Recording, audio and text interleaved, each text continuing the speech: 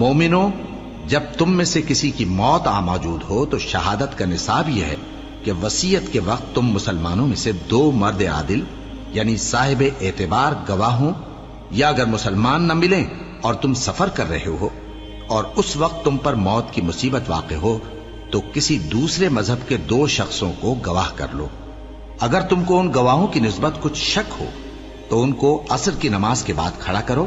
اور دونوں اللہ کی قسمیں کھائیں کہ ہم شہادت کا کچھ عوض نہیں لیں گے، گو ہمارا رشتہ دار ہی ہو، اور نہ ہم اللہ کی شہادت کو چھپائیں گے۔ اگر ایسا کریں گے تو گناہ گار ہوں گے۔ پھر اگر معلوم ہو جائے کہ ان دونوں نے جھوٹ بول کر گناہ حاصل کیا تو جن لوگوں کا انہوں نے حق مارنا چاہا تھا ان میں سے ان کی جگہ اور 2 آدمی کھڑے ہوں جو میت سے قرابت قریبہ رکھتے ہوں، پھر وہ اللہ کی قسمیں کھائیں کہ ہماری شہادت ان کی شہادت سے زیادہ سچی ہے اور ہم نے کوئی زیادتی نہیں کی۔ ایسا کیا ہو تو ہم بے انصاف ہیں۔ اس طریق سے بہت قریب ہے کہ یہ لوگ صحیح شہادت دیں،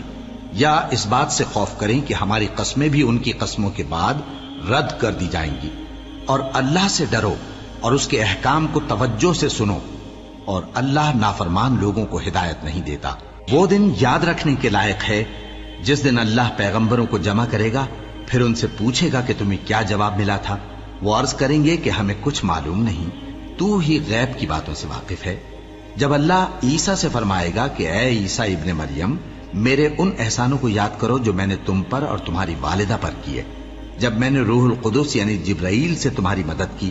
تم گود میں اور جوان ہو کر بھی ایک ہی نسق پر لوگوں سے گفتگو کرتے تھے، اور جب میں نے تم کو کتاب اور دانائی اور تورات اور انجیل سکھائی،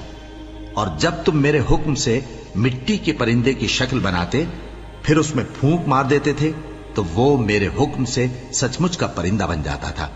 اور پیدائشی اندھے کو اور برس کی بیماری والے کو میرے حکم سے اچھا کر دیتے تھے، اور مردوں کو زندہ کر کے قبر سے نکال کھڑا کرتے تھے۔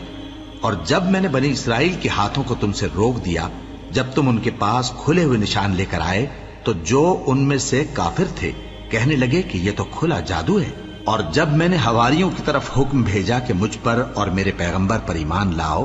وہ کہنے لگے کہ پروردگار ہم ایمان لائے، تو شاہد رہی ہو کہ ہم فرما بردار ہیں۔ وہ قصہ بھی یاد کرو جب حواریوں نے کہا کہ اے عیسیٰ ابن مریم، کیا آپ کا پروردگار ایسا کر سکتا ہے کہ ہم پر آسمان سے کھانے کا خوان نازل کرے؟ فرمایا اگر ایمان رکھتے ہو تو اللہ سے ڈرو۔ وہ بولے کہ ہماری یہ خواہش ہے کہ ہم اس میں سے کھائیں اور ہمارے دل تسلی پائیں اور ہم جان لیں کہ آپ نے ہم سے سچ کہا ہے، اور ہم اس خوان کے نزول پر گواہ رہیں۔ تب عیسیٰ ابن مریم نے دعا کی کہ اے ہمارے پروردگار، ہم پر آسمان سے خوان نازل فرما کہ ہمارے لیے وہ دن عید قرار پائے، یعنی ہمارے اگلوں اور پچھلوں سب کے لیے، اور وہ تیری طرف سے نشانی ہو، اور ہمیں رزق دے اور تو بہترین رزق دینے والا ہے۔ اللہ نے فرمایا میں تم پر ضرور خوان نازل فرماؤں گا، مگر جو اس کے بعد تم میں سے کفر کرے گا اسے ایسا عذاب دوں گا کہ اہل عالم میں کسی کو ایسا عذاب نہ دوں گا۔ اور اس وقت کو بھی یاد رکھو جب اللہ فرمائے گا کہ اے عیسیٰ ابن مریم، کیا تم نے لوگوں سے کہا تھا کہ اللہ کے سوا مجھے اور میری والدہ کو معبود مقرر کرو؟ وہ کہیں گے کہ تو پاک ہے، مجھے کب شایع تھا کہ میں ایسی بات کہتا جس کا مجھے کچھ حق نہیں۔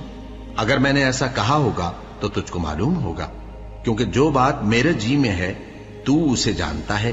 اور جو تیرے جی میں ہے اسے میں نہیں جانتا۔ بے شک تو علام الغیوب ہے۔ میں نے ان سے کچھ نہیں کہا بجز اس کے جس کا تو نے مجھے حکم دیا، وہ یہ کہ تم اللہ کی عبادت کرو جو میرا اور تمہارا سب کا پروردگار ہے، اور جب تک میں ان میں رہا ان کے حالات کی خبر رکھتا رہا۔ پھر جب تو نے مجھے دنیا سے اٹھا لیا تو ہی ان کا نگراں تھا، اور تو ہر چیز سے خبردار ہے۔ اگر تو ان کو عذاب دے تو یہ تیرے بندے ہیں، اور اگر انہیں بخش دے تو تیری مہربانی، اس لیے کہ تو ہی غالب ہے، حکمت والا ہے۔ اللہ فرمائے گا کہ آج وہ دن ہے کہ سچوں کو ان کی سچائی ہی فائدہ دے گی۔ ان کے لیے باغ ہیں جن کے نیچے نہریں بہ رہی ہیں، ہمیشہ ہمیشہ وہ ان میں بستے رہیں گے۔ اللہ ان سے خوش ہے اور وہ اللہ سے خوش ہیں، یہی بڑی کامیابی ہے۔ آسمان اور زمین اور جو کچھ ان دونوں میں ہے سب پر اللہ ہی کی بادشاہی ہے